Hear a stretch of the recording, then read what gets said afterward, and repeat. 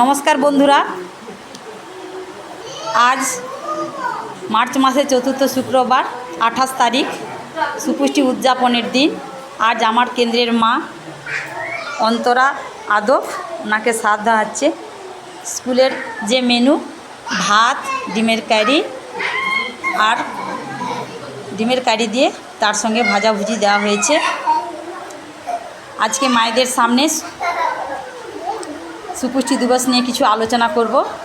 তার আগে আমাদের যেগুলো দেওয়া হয়েছে কেন্দ্র থেকে, সরকার থেকে, সেগুলো ডিম, ডাল, চাল আর তেল এবং লবণ, এবং তার সঙ্গে বিভিন্ন সবজি রেখেছি যেগুলো গর্ভবতী মায়েদের খেতে হবে।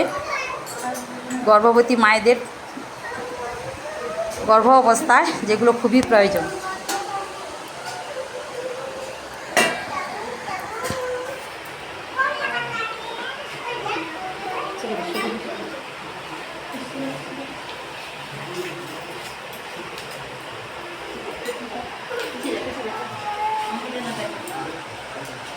আমাদের প্রথম আলোচনায় থাকবে যে গর্ভাবস্থায় মায়েদের কীরকম খেতে হবে।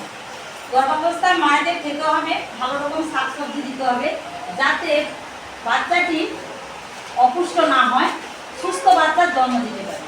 সেই জন্য বিভিন্ন ধরনের শাকসবজি, ডিম, মাছ, দুধ এবং শস্য দানা, বিভিন্ন রকমের শস্য দানা খেতে দিতে হবে। আর এই গর্ভাবস্থার আগে, অর্থাৎ মেয়েদের বিয়ে 18 বছরের কম যেন না হয়।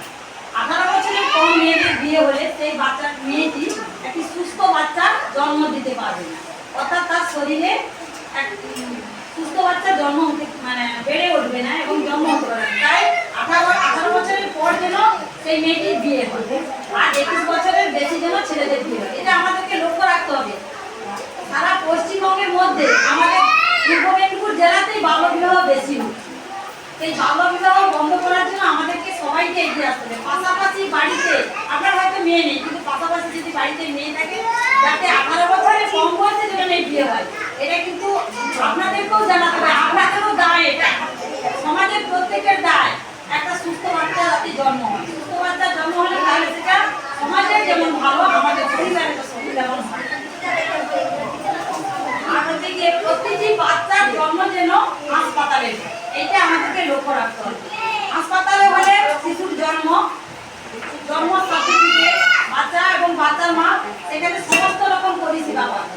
একটা বেসরকারি হসপিটালে যদি বাচ্চা হয়, তাহলে কি হবে না, হয়তো ব্লাড দরকার হবে, ব্লাড খুঁজতে যেতে হবে। কিন্তু আমার হসপিটাল হচ্ছে জেলা হসপিটাল, এখানে সব রকমের সুবিধা পাওয়া যায়। তাই সেজন্য বলছি, প্রত্যেকটা বাচ্চার জন্ম যেন হসপিটালে হয়। তাহলে বাচ্চা জন্মের পর যে সার্টিফিকেটটা, সেটা আমরা সহজে পাবো। জন্ম সার্টিফিকেট, বাচ্চাকে বিভিন্ন রকমের জন্মের পরেই যেগুলো টিকা দেওয়া হয়, হেপাটাইটিস বি, বিসিজি টিকা এবং